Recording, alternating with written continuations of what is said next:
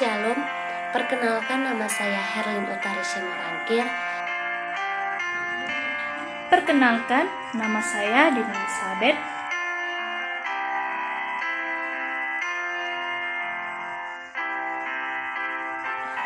Nah, adik-adik, sekarang kita memasuki materi mengenai Islam Syiah. Adik-adik tentu pernah mendengar apa itu Islam Syiah, bukan? Islam Syiah menurut terminologi yaitu berasal dari bahasa Arab, Syiah. Kata Syi merupakan bentuk pendek dari kata Syiah. Menurut terminologi, Syiah bermakna sebagai setiap kaum yang berkumpul di atas suatu perkara.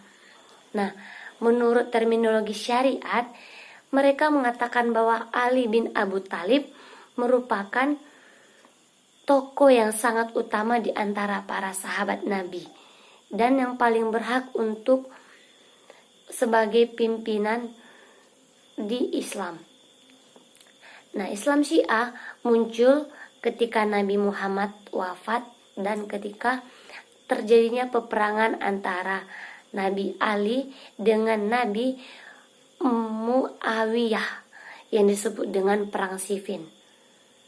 Nah, sekarang adik-adik kita masuk ke dalam rukun Islam Syiah. Rukun Islam Syiah memiliki 5 rukun. Seperti halnya dengan Islam yang lainnya. Islam Syiah memiliki 5 rukun.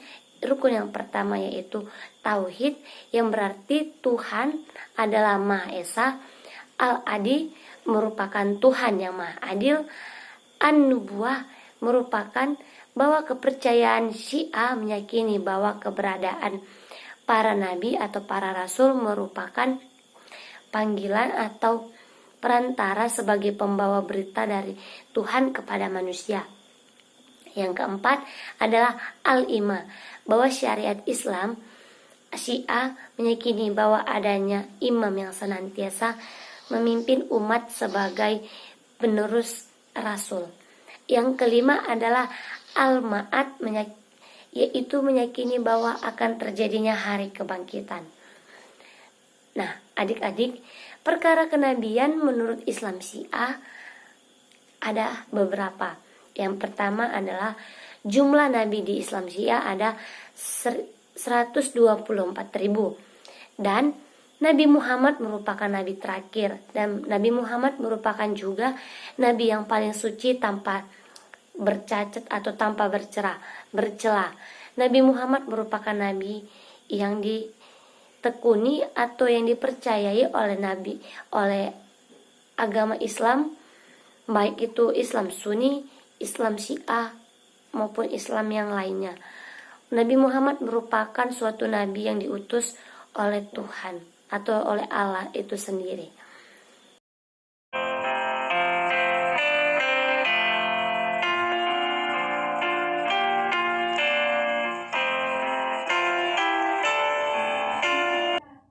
Baiklah, Ibu akan menjelaskan tentang Islam Syiah di Indonesia.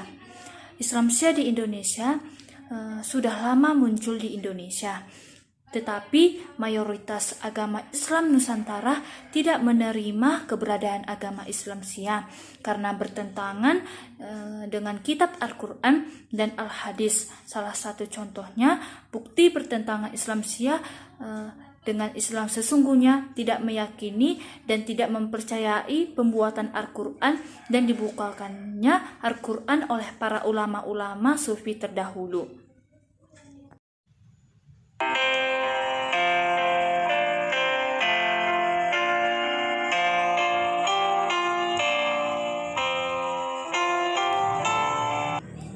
Selanjutnya, ajaran tentang Islam Syiah. Ada beberapa ajaran tentang Islam Syiah. Yang pertama, Al-Tauhid.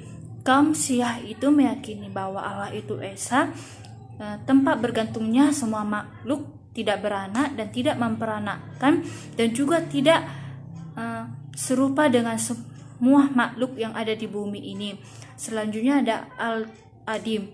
Kaum Syiah memiliki keyakinan bahwa Allah itu memiliki sifat maha adil. Selanjutnya ada al-nubuwah, kepercayaan kaum Syiah terhadap Nabi juga tidak berbeda halnya dengan kaum muslimin yang lain.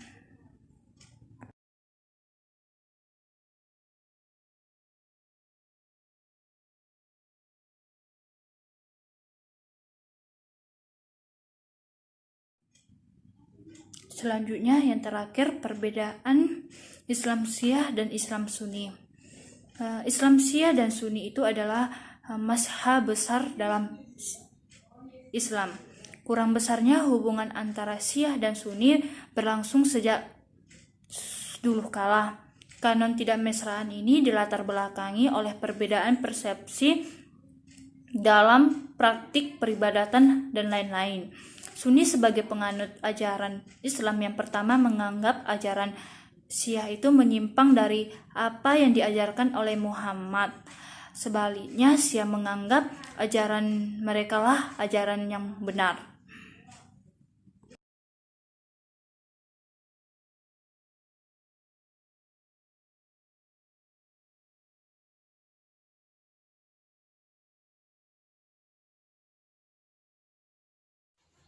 Adik-adik, tadi kita telah membahas mengenai pengertian Islam Syiah, ajaran dan aliran Islam Syiah, perbedaan Islam Syiah dan sejarah Islam Syiah.